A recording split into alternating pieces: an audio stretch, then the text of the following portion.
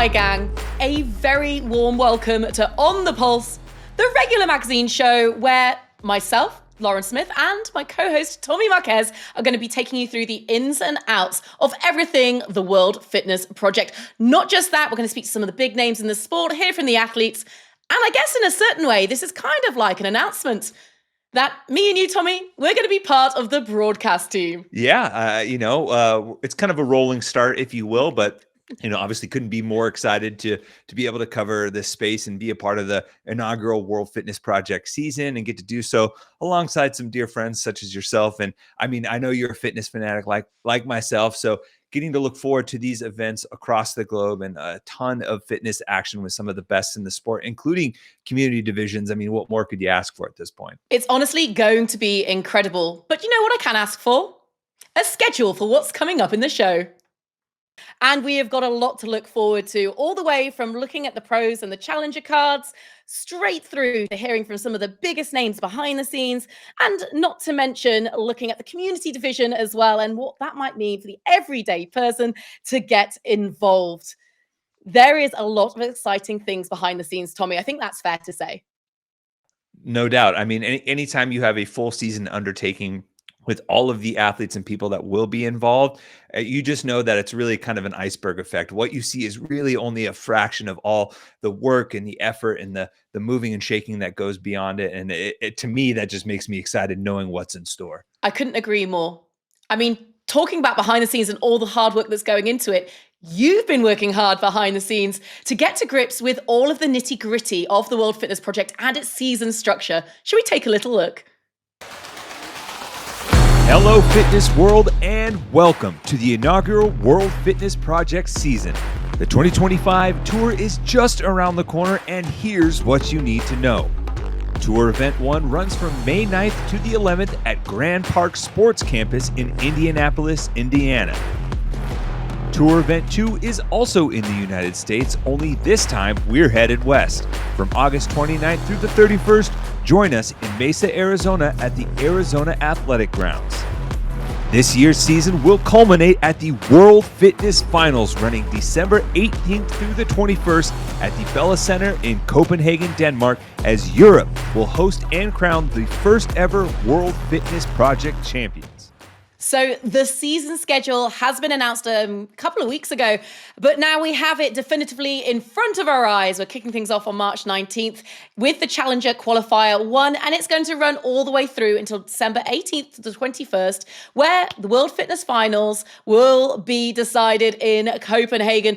Tommy, this is super exciting, not just because it's taken into account the wider calendar that we have available. It gives multiple chances to athletes, but also, even at this early stage of this competition's history, it truly is looking like a worldwide event. How important is that to you? Yeah, if you're going to have world in your name, then there has to be an international component to it. I love that that for this first season, the kind of premier event, the cherry on top, the finale, the way you close out the calendar year is going to be international. With so much of the fitness space being occupied in North America, getting over to that rabid fitness fan base that exists in Europe and getting opportunities for these elite athletes to get in front of new markets is going to be important. And I think that international component really gets me excited. Okay, putting the Challenge Qualifier 1 on March 19th just to the side for a second, because we will go into that a little bit more detail later. The spacing of these tours, I think, is really, really clever. Why is that important for the athlete? These athletes train hard, right? And they train hard for most of the calendar year, but it's also important, for the training and the maintenance of their bodies and their health to have some recovery time and to be able to know that you can do that while also still performing at a high level and being ready when you need to be to perform at high level competitions when called upon. Well, speaking of high level athletes, shall we find out who the pro cards are? At the pro level, there are 20 signed athletes in both the men's and women's fields. Pre-existing ranking systems were used to select the first 16 men and women, with the final 4 spots being thoughtfully selected to round out the field in a way that best represents the league and its direction for years to come. For athletes to earn or maintain their pro card for the future, it all comes down to performance in the World Fitness Project season, and the signed pros will have a host of challengers competing to take their spot. What is a challenger, you ask? A challenger is any athlete who has not received a contract but is aspiring to be a pro. Challengers can sign up for qualifiers to earn their spots in the 3 live tour events. The qualifier for Tour Event 1 runs from March 19th through the 25th and will feature 3 workouts with the possibility of a multi-part workout. The top 10 athletes in the online qualifier will earn a spot to compete against the 20 signed pros in their division in Indianapolis for Tour Stop 1. In the pro division, there are both points and payouts available for all 30 positions on the leaderboard. The next 20 challengers after the qualifier will earn an invite to Indianapolis to compete in the challenger division. Athletes in this division are also competing for points that will count towards a running total at the end of the season and potentially earning one of the coveted 20 pro cards for the following year. That's right, following the finals in Copenhagen, the top 20 athletes with the most points accumulated across all 3 tour stops will earn their pro card for 2026. Tommy, it's hard not to get excited when you're talking about 20 men and women of some of the best fitness athletes in the entire world. Let's take a little look at the roster for the men, because the names that jump off the list, I mean, you've got everyone's 2 best friends that they could ever have in Dallin Pepper and Jason Hopper right off the bat. It doesn't get more exciting than that. Oh, no, but guess what, Tommy? It does. We have got 3 past CrossFit Games champions. There is a number of young up-and-comers, and the spread of the flags on that board is all around the world. I mean, that's just what stands out to me, and I've probably stolen all of yours as well. No doubt. You definitely touched on it too, because there's only so many opportunities for the elite athletes in the sport to stand shoulder to shoulder and compete, on the same competition floor, at very high level competitions with high level programming. And they're going to get the opportunity to do so multiple times on this inaugural season. And you think about not just who they're competing against, but where also. We talked about the international component, but getting to be exposed to new markets and go compete in new locations. There are athletes on that list that have never competed in Europe, and probably you're going to get to explore new places in the US as well. And that importance for their careers can't be overstated. Oh, unbelievably so, especially when you see like young names like Victor Hoffer on there, who is kind of almost like a household. I can't even believe I'm saying that. But we've never seen him on some of the biggest stages. And this offers opportunity for athletes that I guess the world's not really seen before. And the same goes on the women's roster as well. No doubt, we have got the likes of Laura Horvath, 2023 fittest on earth. There's women on there with multiple podiums at major events, and a lot of young names coming through as well. Particularly excited to see fellow Brit Wadapalooza winner Lucy Campbell on that list. That one really jumped out to me. Yeah, and you look at these women here and the various stages of their competitive careers that they're in. People with championship pedigrees from the teenage divisions that have been the peak of the sport for multiple years on end. Athletes like Lucy that are coming back from what could have been career-ending injuries and have come back in a massive way, winning elite division competitions. And for me, that we get to have that unique mixture in this women's talent pool for 3 stops across this, and also potentially set up and provide storylines throughout for this year and beyond. I mean, that's a storyteller's dream, right? To have so many talented athletes in a singular field with unique perspectives and from unique places around the globe. That's just the best. It's unbelievable. I can't wait to get stuck in. I know that you can't either, but getting right in the thick of things is our man, Will Moorad, the Director of Sport here at the World Fitness Project. And he is joining us online now to talk through absolutely everything about the state of this competition. Will, it's so exciting to have you with us live all the way from Copenhagen, which were words I didn't expect to be coming out of my mouth this week. What are you doing over there? I can imagine it's got something to do with the World Fitness Finals. Yeah, we just got here. It must have been 2 o'clock in the afternoon, Copenhagen time. So whatever that is back home, they're 7 hours behind. So we went and did a site visit right off the plane, walked through everything where the athletes will be, the athlete hotel. They also went and looked earlier in the day, which looked great. I didn't get to go to it yet. So that was exciting. And then we came right over to Butcher's Lab. I helped coach a class, did a Q&A. It's been pretty busy, but off to a great start over here in Copenhagen. I mean, you mentioned getting in amongst it and coaching a class. It's good to see that community is still very much at the heart of what you're trying to achieve. How personal is that to you? Yeah, of course. I mean, I owned an affiliate for a long time. I coached in college as a graduate assistant. I coached throughout my fitness career. So going in there when they asked me, "Hey, you want to run through this class with us and help?" I was co-coaching. It was a lot of fun for me, and that's what it's all about. Just meeting new people. We all bond over this crazy thing, and just to be able to share any little bit of insight on front squats and shuttle runs and rowing like we did today, I'm happy to do that. So it was really fun to do that. Is it co-coaching with like quotes? Were you starting to like elbow your way in there a little bit? Like, guys, I got this. No, no, no, no. It was her floor. She said, "Hey, you want to take the reins?" And I said, "No, no, no. Like, do your thing, and I just want to mingle with the community and tell them to stick to their front squat tempos if they're going a little quick." So I was just an accountability Oh, yeah, person for the you're day. the 3, 2. Yeah. Oh man, Hold that's the it. worst. You're that guy. Got it. Right. Okay, I'm glad we clarified that really nice and early.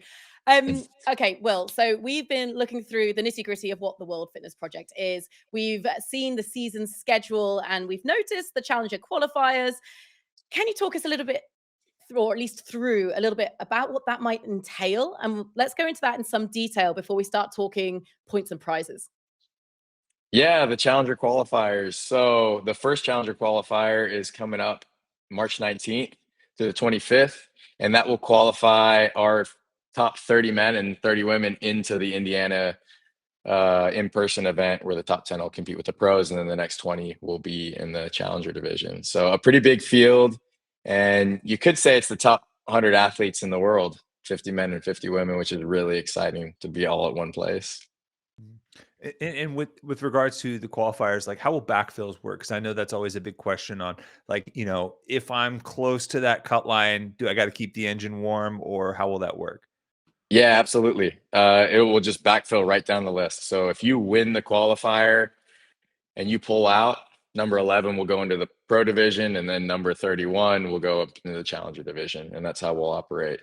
So I guess you mean probably down to 50th, maybe. You never know who's going to be able to make it. I know that like having 2 events in the States might be a little bit prohibitive to people outside of the United States. So if you're in that top 50, keep the engine hot. You never know what could happen. And I mean, I don't want to roll right into the point system, but the points are tight too. So, if you're only in the challengers, that doesn't mean you don't have a shot at getting a pro card for next year, just because of the way that we've kind of rolled down the points from first in the pros to last in the challengers. Talking about your cutoff point, is there going to be a last chance saloon? Is there like a day ahead of competition where you can't roll down any longer? Yeah, I think we'll do it right up to the Thursday before competition, and if that spot doesn't get filled, then it'll be empty. Certainly, the pro division will always be full. I think it'll be easy to find an additional if one of the pros has to pull out, just pulling from the challengers. But yeah, I think right up to the last minute if it's feasible. I mean, it is online. And I say that with trepidation because online seems to have this kind of huge stigma around it. I'd love to know what kind of measures you might be putting in place to improve that system for your athletes, being someone yourself who has been in those situations more time than I imagine you can count. Yeah. So I've worked with our head judges a lot, just talking through our process and everything that goes into the online judging and the in-person judging. But we have our 2 head judges. They've found 25, I believe, people that are going to help review our videos. We'll review the top 30 videos or 35 videos, I believe, through every qualifying athlete, and then an additional top 35 of all of the videos that are in top positions, if that makes sense. So if you score first to 35th, your videos will get reviewed. And then I'm sure there will be some extra views in there. So they have a pretty robust team. I was like, let's review everything. And they were like, hey, come on. Like, that's probably not necessarily feasible year one, but something that I was pretty excited to make sure that we did right. And we did it as good as we possibly could year one. And then the plan would be to have that video review done within a week, just so people could start planning for the events in Indianapolis and then Arizona and so on throughout the season. So trying to get a quick turnaround there, but we got a big team that can handle that volume. So that's good. And that's all back end stuff, right? Like, after the scores are submitted, but I'm curious to get your perspective on how you're approaching, the front end of things, because there are some movements that are harder to judge than others, and where your mind sits in terms of taking that into account, being a former athlete and having had to deal with that as you program for these qualifiers and who the intended audience is. Right. I think the things that we spoke with the head judges about were suggested angles for the camera. I realize not every gym is built the same, so that might not always work out perfectly, but giving a suggested option A or option B for a setup for an event, allowing moving the camera around if there's a part where you have to show a wall walk versus showing the rower calories, and giving some freedom there and guidelines around that. Even giving suggestions on where your judge should stand to not block your video. So a lot of stuff like that, just to mitigate any type of mishaps when it comes to the production of your actual online qualifier video. And then I think also just the movements in themselves, programming things that are maybe a little bit less subjective on video. I know that's hard because people will ride the line on every single movement in the book, which that's what athletes are going to do. They're going to ride the line. It's the job of the judges to make sure that there's some accountability there. So yeah, I think we've done a pretty good job. I don't want to disclose too much, but we've switched around a few movement standards that might not be what's been normal in the space, just to simplify the movement or make them a little more efficient. But you'll see that stuff soon. It's nothing wild, but there's some tweaks. So a little tease of more to come. Right. Yeah. More to come in a couple weeks. On this show, join us on the Pulse. Right. How many people have signed up so far, or are you expecting to sign up? Yeah, for the qualifier, I think we're around 300 total, including men and women. It's somewhere around there. I haven't checked it in the past few days, but it's really I think if we were between 300 and 500, that'd be kind of what I would expect. It's a pretty elite field that we're targeting for these tour events, for the qualifiers. So something that is reminiscent to a Rogue attendance or participation would be something I'd expect. Maybe even a little less, just because it's year one, I mean, there are also some very exciting names on that list, and they are competing not just for money, but also for points. And Tommy, you've been doing the hard work behind the scenes. Let's hear you take us through it. The key to becoming a pro is points, and there are points available for 50 spots each at Tour Events 1 and 2. A win at Tour Stop 1 or 2 earns you 500 points, and it decreases from there. 10th earns 400, 20th earns 315, and 30th earns 270 points. The winner of the Challenger Division earns 250 points. 10th nabs you 205 points, and 20th place still earns you 155 points. Athletes and coaches take note that the finals points are worth double, meaning there will be a huge opportunity to make moves come December. On the payout side of the house, payouts are available for 30 spots at Tour Events 1 and 2. A win earns you $30,000. Second takes $25K, third $20K, and it tapers from there. Everyone in the top 15 earns at least $5,000, and the bottom 5 finishers in both Indianapolis and Mesa still walk away with $1,500. Currently, there is no prize money available for the Challenger division. At the finals, the stakes increase once again. When the finals conclude in Copenhagen, the male and female athletes with the most points accumulated across all 3 tour stops will be crowned the tour champion and earn $75,000. $50,000 goes to the second highest points earner, $40,000 goes to third, 10th earns you 10 grand, and every athlete in the top 20 for total points earns at least $5,000 and the coveted tour card for 2026. Even if an athlete misses out on the tour card, they won't walk away empty-handed, with payouts going to the top 30 athletes overall in the point standings and the bottom 5 athletes receiving $3,000 for their efforts. So, Will, it's a super exciting format, something tour stops and grand finals that we haven't seen in the sport of fitness. Where did you and how did you land on this format as the basis for the competition? Yeah, I think it's been something that the community of at least the athletes that I've been around have been talking about for years.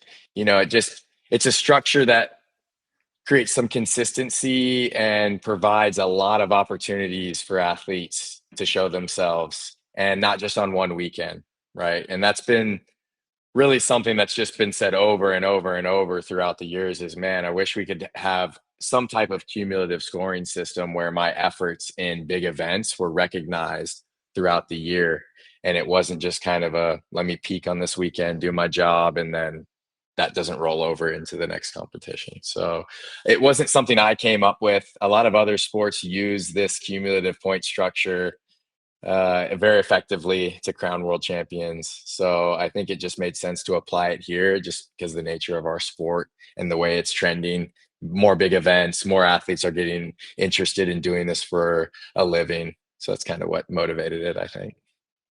What were the discussions around, the tiering of both points and prize payouts? Because if you make it into that top 30 for any of the tour spots, you're walking away with money, you're walking away with points, but just how much is always, I think, a fine line to kind of walk. Yeah, the point structure specifically was one that we just wanted to keep it tight. We didn't want to run away. And you just had it pulled up on the screen. You get 500 points for first, but you go down to, I think, 30th place gets 270. You're not too far off the top, and one big weekend in Mesa or in Copenhagen could really catapult you up the leaderboard. So I think even for challengers who are still getting, I think it's 155 points for last place, it's still a very real possibility that you compete in one challenger division tour event and one pro division tour event, and you can make that top 10 challengers to go to Copenhagen, where it's all up for grabs. The double points really makes the parity in the leaderboard it likely. And from my standpoint, I want it to be like that. I want every event to matter. You don't want to look at 21 events or 22 events or whatever over the course of the year and be like, that one was kind of a throwaway. And I think that this structure really puts an emphasis on performing, and the best man or woman will win. And with the prize purse thing, obviously, like, there was budget stuff to consider for that, but being able to pay out to 30th place, and I know we're not paying a ton, but for the challengers, to give them some support on their travel and their accommodations with that prize purse was important to me. And to be able to do that is something that I'm obviously really pleased that we were able to do. And I think everybody kind of agrees with it. Like, they're all stoked. So there's a prize pot for stop 1, a prize pot for stop 2. Talk me through the World Fitness Finals and how points equate to what you're taking home at the end of it. Yeah, so there is a prize purse for tour 1, prize purse for tour 2, and then the prize purse for tour 3 or the finals is going to be based off of how you finish the season. So that $75,000 is for the World Fitness the World Fitness Tour champion for 2025. So you could win the World Fitness Finals and then finish second overall, and you're going to get $50K for that. Just because you win the finals doesn't mean you win the 75. You have to win the season to win the 75. Yeah, no doubt. And I think it's also important you mentioned it as far as how you staggered the season, because the tour stops 1 and 2 are ultimately the challengers kind of entry point into the finals as well, right? So, you Right. mentioned every part of the season mattering, even though the points aren't as much as the finals, they still are the gateway for the biggest points, quote unquote, payday of the year if they can, still do well. Right. Yeah. If you're really trying to get a chance at getting a pro card for 2026, you really need to do both Challenger qualifier 1 for Indy, compete there, and then Challenger qualifier for Arizona and compete there. And ideally, you get into the pro division in both of those. But Mm. I do think that if you finish, and we've read the numbers, and it's very possible, you can compete in a Challenger division in Indiana, finish top 5, get the points allocated to that. Yeah, we can do them. I don't have it pulled up, but and then qualify for the pro division in Mesa and finish 20th. You could finish top 10 in those challenger athlete pool to get you into Copenhagen. And I think it is something that should be understood, because just do it. I mean, you could roll the dice, do it once, qualify for a pro event, finish top 5, and maybe be okay to get that spot. But I wouldn't take the chance. I mean, this is a really, really talented field. People are hungry. I know, like, the guys, I haven't looked at the girls' field as much, just because I've just been had more conversations with challenger athletes that are guys so far. But I know those guys are hungry, and I guess maybe that's why I've looked at it more, because guys are talking some smack, and they're wanting to prove themselves. And I think if we're gonna get to the tour, then I'll talk about it later. But I've talked to the pros and I've talked to the challengers, and I think on day 1 of the tour, I'm going to look at everyone and be like, hey, we had to start somewhere. These are the 20 pro athletes. You have to prove that you actually deserve to be here now. And for the challengers who maybe are a little salty or felt like they were done wrong or whatever it is, you can go prove that and go win and go get your pro card. Everybody starts at 0. Nobody cares how you got there once event 1 goes off, right? And the best athletes are going to rise to the top at the end of the season. I truly believe that. So for the challengers, yeah, I think maximizing your points as much as possible is important, because even if you do get that top 10 position and you only do one event, you're going to want the cumulative points to get into the top 20, not just finish in the top 10 and be able to go to the finals. Mhm. And we can, I don't know if we're going to talk about like the security that the pro card provides and things like that, but you tell me what you want. I'm here to give you all the answers. I'm sat here listening to you, wanting the best, like, post-workout interviews, WWE style, like, smack talking, "I'm coming for you, boys." Like, that's what I'm now envisaging off the back of that conversation. But yes, Yeah. I Oh, I would love to, firstly, deep dive into the pro card and how we ended up with those 20. Yeah, so we used some pre-existing ranking systems and mixed them up a little bit to pick our top 16 initially. And then we were going to take 4 that were up and comers that we thought either had injuries or just mishaps last year that we thought would serve what the WFP wanted in the right way. And then from the 16, there was people that retired, that got hurt, that had pre-commitments that weren't going to allow them to compete this year, and we kind of backfilled off of that. So we have a pretty deep roster. When right at the beginning of this video, we were going through the athlete list, and I was getting goosebumps.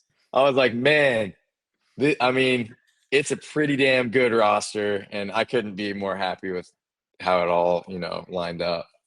A- and you're an athlete, right? You've competed against, a bunch of those names. You've competed at the highest levels of the sport, and a multitude of events around the globe. And what I'm curious, you mentioned the goosebumps that you get from seeing those athletes. What is it about the athlete cohort, maybe characteristics or things that they bring to that physical, tactile experience of competing, that gives you the goosebumps that maybe, a challenger can look forward to, or, a pro athlete can expect, who maybe, like you said, was hurt and is just getting back into it? Yeah, it's a structure that I wish existed when I was competing. It's really the best of the best, multiple times a year. That's what people want to see. And I think that is something that the WFP, at least the pro side of the WFP, is really, really focusing on. It's getting the best of the best matchups multiple times a year all around the globe. So we're sharing it with the Copenhagen or Northern Europe community. We're sharing it with the Indianapolis Midwest community. We're sharing it with the Southwest Phoenix community. And those matchups haven't really been moved around the globe like that in the past. So yeah, I think it's fun. And I know the guys and girls are already looking forward to matching up with their peers that just happen to be the best in the world. That's what they've told me. I mean, that's probably number one. You know, we get to compete against the best more than once a year. So for those 20 men, 20 women, you're offering opportunities to be seen by new markets. You're offering opportunities to compete against the best in the world. Like, what else are you doing for these athletes? Because you're ticking a lot of boxes. Yeah, we're doing we're covering or we're giving them stipends for travel, we're covering their accommodations, we're doing media around all of them. We're actually doing outreach in the local communities that we're visiting with our athletes to do athlete-led classes and Q&As during tour week. I think there's an aspect that I want the WFP to bring to the community that can be aspirational to the next generation of athletes, and even just the guys and girls that aren't necessarily trying to be pros, but they see these incredible athletes going and doing something, and they coached them on their front squat on Tuesday before the tour event. And I think that that's an interesting touch to what we're doing that me as an athlete have done owning a gym. I literally just did it. I know I'm not an athlete anymore, but I'm not too far removed. So defending champion, come on. yeah. So honestly, like those people I coach, just speaking for myself, the people that I coach tonight are probably going to remember me more for teaching them how to do their tempo a little bit better than winning an event in front of them, you know? And that's really the lasting impact that I think our athletes have the power to do. And a lot of them are just, they have great personalities. They just haven't been afforded the opportunity to do that. So the tour is going to facilitate that. And I'm really excited about that. Obviously the races are going to be super dope. And like, that's really like going to be cool. But the flip side and the lasting effect, I think, will be when we're in the gyms and doing that type of stuff. Oh man, no doubt. I just pictured some like person walking out of class like, man, it was awesome meeting Chandler Smith, but he really hammered me on my squat depth, you know, like, whew, that's going to stick with me for a while. There's no charity reps here when the athletes are out and about. I can definitely see that fire in your eyes, but you know, kind of touching on, I mean, you touched on it earlier. We definitely want to dig into it now, but the value of the tour card, right? Because whether it's the security of that pro moniker for the competition season in future years, but also what that means as far as like potential iterations of the WFP season as hopefully things kind of grow and expand. Yeah, I mean, with the pro card, there comes a lot of perks, right? There's obviously the media and the activations and the stuff we just spoke about that's highlighting the athlete and helping build their brand and build the WFP's brand. There's guaranteed signing bonuses or guaranteed minimums. There's travel stipends, there's accommodations associated with that. But beyond that, it's the platform that we're giving you to showcase yourself to brands and to communities all around the world. And I think that is a bit more appealing to brands in sports, that they can kind of line up their year and be like, hey, Dallin Pepper is going to compete XYZ B this year. And that's who we're investing in. And that's our guy. And that's a good, that's good for the brands. It's good for the athletes. It's good for the league. It's good for the fans. It's just that continuity that I talked about a little bit earlier that we're really excited about. And the expansion plans of the season are really exciting as well, to just provide more opportunities for that type of stuff. Will, it's really sad to say goodbye to you because this has been such a great conversation. And honestly, it's been amazing just to see how passionate you are about it on the side that you're on, and the opportunity that you're affording to so many incredible athletes and people in the space. So thank you very much. I'll let Thank you guys. your job on the floor, coaching at That's Butcher's right. Lab in Copenhagen. Off you go. Yeah. No, great chatting with y'all. Tommy, it's really exciting to see and hear about all of these plans in place. Like, I mean, what nuggets are you holding on to? Well, I think the importance of, it being somewhat athlete led. So, like I mentioned, Will has obviously competed at a very high level. He's traveled around the globe to compete. I think in one competitive season, I was at 4 or 5 events, all in different countries that he was at. So, someone from a very personal level that understands the physical toll that it takes on an athlete, the buy-in from an athlete to compete multiple times throughout a season, and really like what the athletes are hoping for in the future. Because I think maybe that's just me being a big softie as a recent parent, but like you think about what you want for the next generation behind you, just much like you think about what you want for your kids or the future generations and how you want to leave that. And I think that tie and that common thread is really important for building something truly great. I mean, the thing that put a massive smile on my face was very much the community involvement from the top of the sport all the way to the bottom of it. And that is where our conversation is going to turn to next, because not only do we have this incredible elite division of pros and challengers, but we have a whole host of community activities and competition as well. And Tommy, as always, you took us through it. The World Fitness Project isn't just about the pros. Community is a huge part of what we stand for. And this year, there are 3 ways for you to sign up without a qualifier and be a part of the action with us at Tour Stops 1 and 2. First up, Next Gen Duos. Teams in this division will either be male-male or female-female with a 14 to 16-year-old age division and a 17 to 19-year-old age division. Masters duos work in the exact same way. Male-male and female-female teams with 2 competitive divisions, 35 to 49 years old and 50 plus. Last but not least, we have our teams division. 4-person teams, 2 males, 2 females with 3 competitive options to register: elite, intermediate, and scaled. There are no limitations on where your teammates come from, and you don't have to be in the same gym, state, province, county, or even continent. So grab your friends, secure your spots, and get to training. Registration is already open for Tour Event 1, so let the group chat know to grab a spot while they're still available. So, Tommy, this is something that we are super excited about here at the World Fitness Project. It is the community division.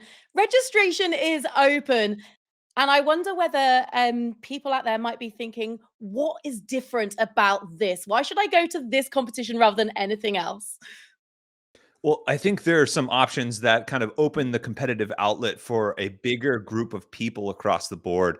I think looking at the teens and the next gen duos specifically, right? We have 3-year age windows for each one of those divisions. That really kind of opens the runway for some of these teenagers who previously maybe didn't have the competitive outlet in between, a traditional teenage division and when they would enter in as adults or could at least be competitive as adults. So I think having that outlet for them, especially in these first tour stops where it's, first come, first serve, you can sign up as quickly as you can get a spot. I think that's just a benefit for them for their future competition outlets as we move forward in the season. And then, the Masters, we have some pretty big wide age divisions. So really removing any sort of restrictions for them to compete, regardless of what your age group is, especially as you get into those older age divisions, that's super important. And then I think the teams having those 3 divisions.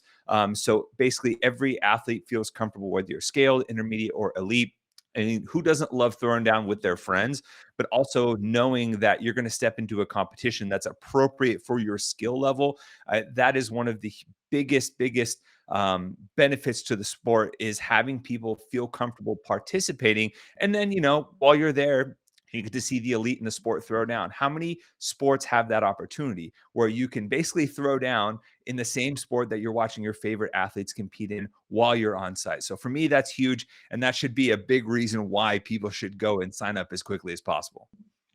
I couldn't agree more, Tommy. And honestly, if you are thinking about it, but you're just a little bit uncertain on what would be expected in terms of movements, all of that information is now on Instagram. So you can go and check it out and get yourself signed up, guys, because this is not one you're going to want to miss. 1 minute you're on the competition floor with a buddy. The next, you're seeing some of the best athletes in the world throw down. If you head on over, click this QR code, that will take you straight to the website. And fingers crossed, a couple of taps of the keyboard later, we'll have you signed up and ready to go. Tommy, what else do we need to know? I'm pretty sure you've got that wrapped up for us too. The final event of the season, the World Fitness Finals, has a slightly different qualifying process for these divisions, and there are two ways to earn a spot. The first, sign up for Tour Event 1 or 2 and earn a podium finish. All podium teams and duos from Indianapolis and Mesa will get invites to the finals in Copenhagen. The second route to the finals is through the World Fitness Trials, a 3-week competition running from October 6th through the 26th. There will be 2 workouts per week over that 3-week time period to throw down for the additional spots at the finals. The first ever World Fitness Project season is upon us. Whether it's as a pro, challenger, community member, or fan, we are beyond excited for you to embark on this journey with us. We'll see you on the road.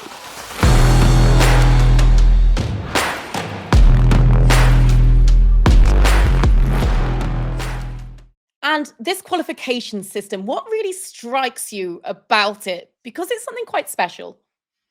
For sure. I mean, what immediately stands out is how very clear it is that the community divisions have a seat at the table, not just at the early parts of the season, but at, the biggest event of the season. And more importantly, that they have a very thorough qualifying event that's curated specifically for them, that also kind of matches the magnitude and importance of the final event that they're qualifying for, with, multiple weeks, multiple workouts to get to that point. And what better way to send a message to the community divisions that, like, hey, you belong here and you will have a place with us throughout the season.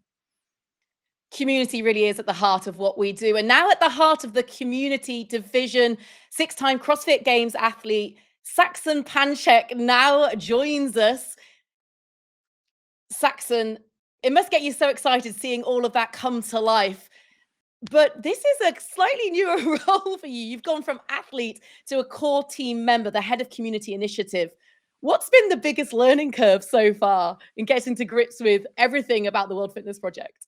Yeah, it gets me so excited just because I now have the time to really invest in the community and be a part of the community. It's something that I've always been drawn to as an athlete. Anytime I'd walk into a gym, I would catch myself helping somebody get a muscle up or pull up or cleaning up their technique. And to be able to serve in a different capacity and give back to the community in a different way just gets me really excited. And Saxon, could you, maybe clarify what are the specifics of your role and how that plays out throughout the season, as well as are there any kind of carryovers between your previous roles as a coach and athlete and what you're doing here? Yeah, how you do one thing is how you do everything. And for me, it was giving everything that I have to competing and be the best that I can be. And now to be able to give it in this type of role and give it back to the community, they can expect that they're going to get the best out of me. And that is bringing the community together as a whole. And when I look at all of these community divisions, the number one priority that we wanted is to be able to celebrate community, be there for each other, and support each other. And the way that we have our schedule set up, if you are coming for those community divisions, those are going to run in the morning, and then you get to celebrate with the pros in the afternoon. And same thing with the pros in the morning. They can come there and be there for the community divisions, and to be able to just support each other in some different ways gets me really excited. And it's not just about the teams and the pros, but for the spectators. And we're going to be launching something that I'm really excited about at Tour Event 1, and it's called Project 1. So for all those spectators showing up, and you might be by yourself, expect a good workout, be a little sore, get a little sweaty, and have a good time. We will dive into Project 1 in a minute, but getting a little bit sweaty. Will we see you on a competition floor at all? Hey, you'll see me on Project 1. Oh, you led very nicely into Project 1 then. Talk us through it. What can we expect from Project 1? Yeah, so Project 1 gets me so excited because it's fun. It's low stress, low pressure. You show up, have a good time. And what I love most about it is it's going to be a lower entry style workout that's going to be for everybody. We're going to be able to scale different parts of it. But there are going to be some characteristics of these workouts that will stay the same. And we'll be running this at all of our tour events and our finals.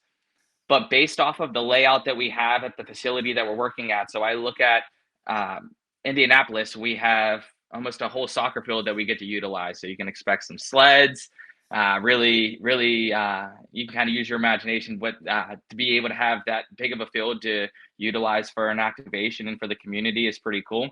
When we look forward to Arizona, we're on 2 volleyball courts. So obviously, we're not going to be pushing sleds there. Maybe some more machine-based stuff. But there are things that will stay the same. So one of those things is a sandbag. What we're going to do with it, again, I'll let you use your imagination, but it's going to be something for everybody, and it's going to be fun. It's going to be hard, but it's going to be rewarding. Saxon, I love the energy that's coming off of you right now. You can tell how passionate you are, and I mean, your involvement in the community is pretty well documented. But one thing we spoke about earlier is the fact that the calendar year starts to close with a community-based qualifier. I spoke to that. I thought that was cool. But for you as a community manager, what sort of message does that send for you that, hey, we're gonna put together this really cool qualifier event for those divisions specifically? Yeah, this is for everybody. We want everybody to be a part of it. We want everybody to come together. We want to celebrate the work that we're putting in all year long. And that needs to be celebrated and to be able to be there for each other and uplift each other. I just get so excited to be a part of that and to be in the trenches with these guys and to see them warming up in the back and just to see that process from a different angle and to be able to give to those guys.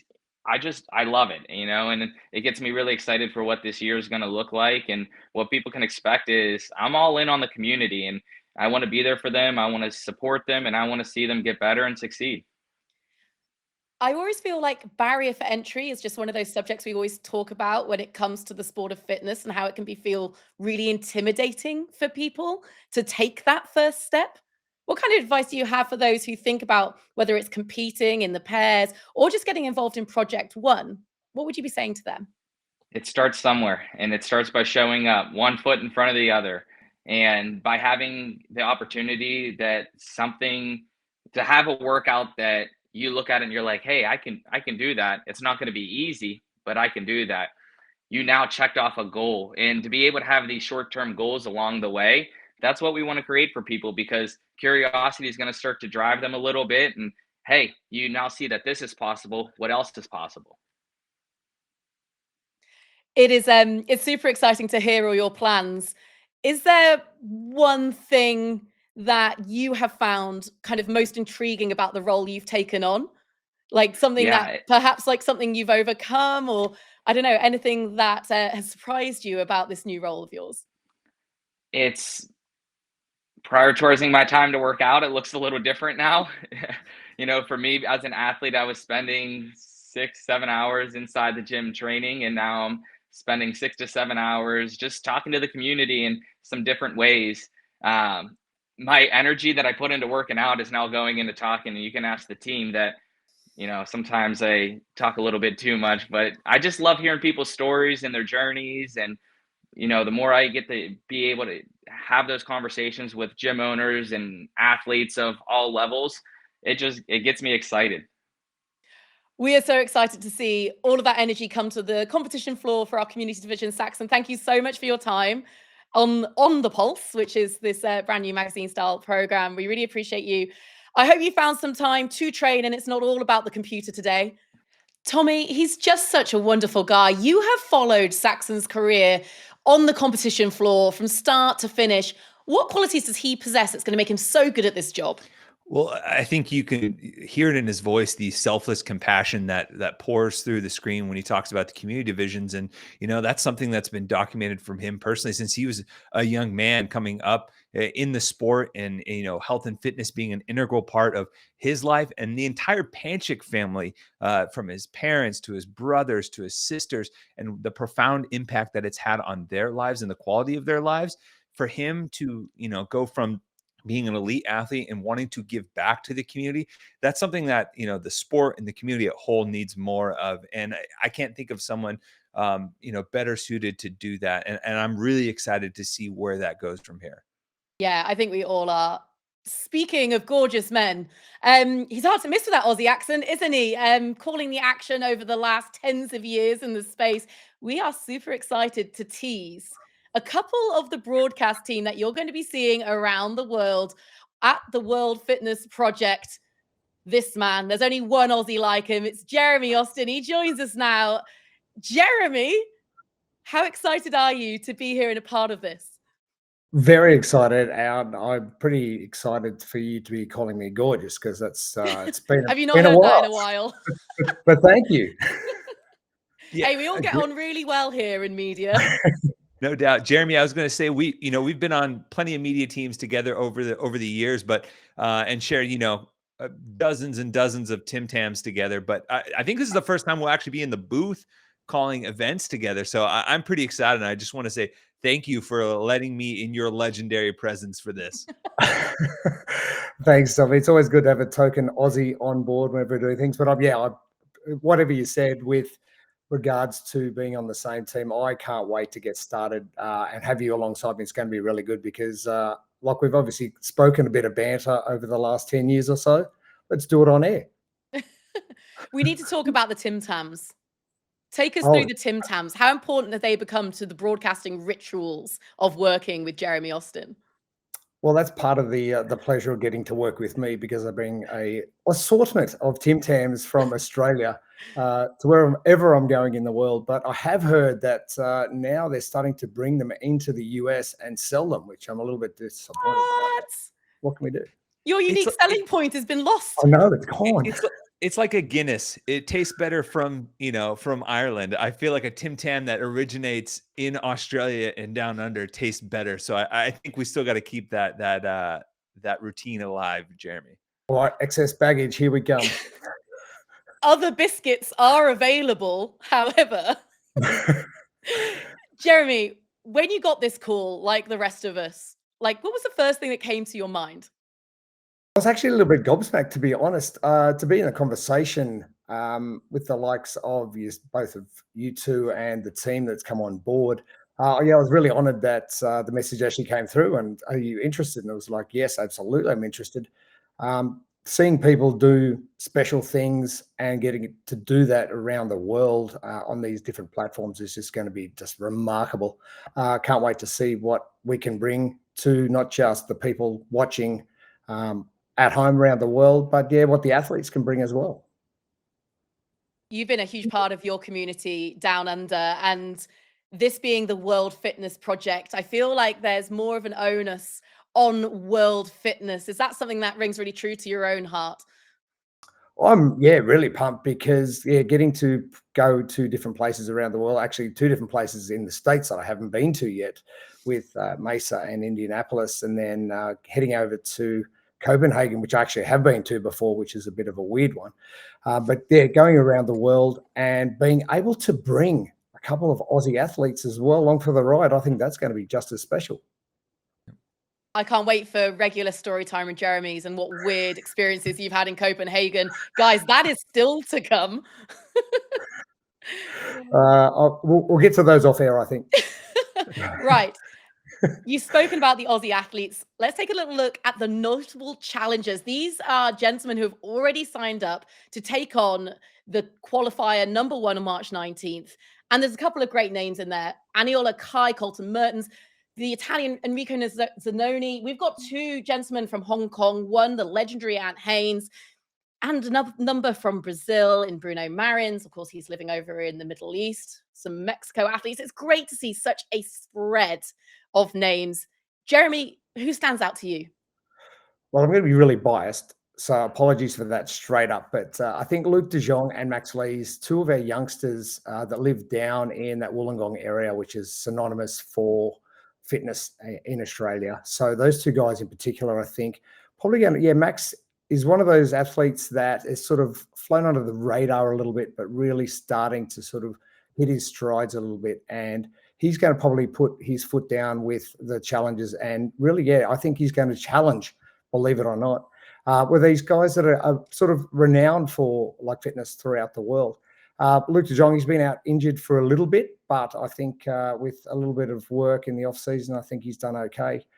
Speaking of other ones, you did say, Aniola Kai and Ant Haynes. Ant Haynes has just been down in Australia for so long competing in different competitions. So having caliber of those athletes within the challenges, I think it's going to be just a wonderful tournament to get these guys up and see if they can grab a pro card. And I love hearing about the up and coming athletes from your area of the world, Jeremy.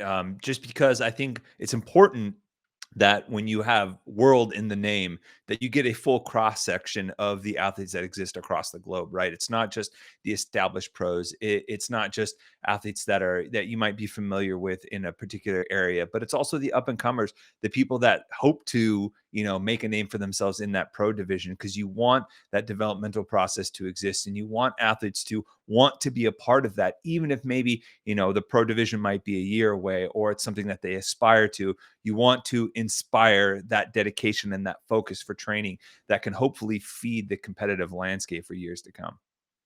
And Oh, I Aussies, imagine, yeah. Oh, Aussies love a dark horse. Like it's what we're all about. So having people like Luke de Jong, Max Lees coming through and putting their hand up and going, "Hey, we are ready." And yeah, as you said, Tommy, like could be a year away for these young guys, but they're in there. They're in the mix. I was going to say, I can imagine there's a huge amount of kind of competitive juices flowing within this division, because a number of those names could have easily put their hand up to be a pro card already this year and narrowly missed out. So they'll be wanting to not just kind of go out there, compete, but really prove that perhaps what got looked over. And I love that little edge to it as well. But there is not just the men's field, the women's field. That is so unbelievably impressive. There's a huge amount of depth there. I mean, and we're starting off with Mathilde Oyens-Garnez, who stood on a podium just the year gone with Team Peak 360, a couple of big names like Jenny Smith, and we've got names from all around the globe. Sierra Meha from Albania, the first woman to ever represent under that flag at a European semi-final. And Emily DeRoy, who won the CrossFit Games last year with the Mayhem Torian team. These are huge names, and they're challenging for pro cards. That gets me very excited. Jeremy, of that group, what stands out to you?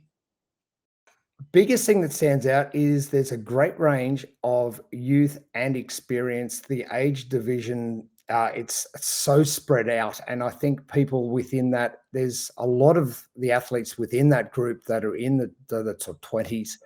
And as you said, Emily DeRoy, a great breakout last year in teams, but individually doing great stuff the year before. So she's been one of those athletes that has moved around a fair bit. She moved down from Townsville to the Gold Coast. Now she's moved down to Wollongong, that hub again. So there's some athletes down there who are really getting into a groove. And I think she's going to be one of those ones just to watch out for. Gemma Hoke as well, the other Aussie that's in the Challenger list on screen. She's one of those athletes as well that's sort of really unsung. She does all the hard work and she's sort of just missing out from time to time.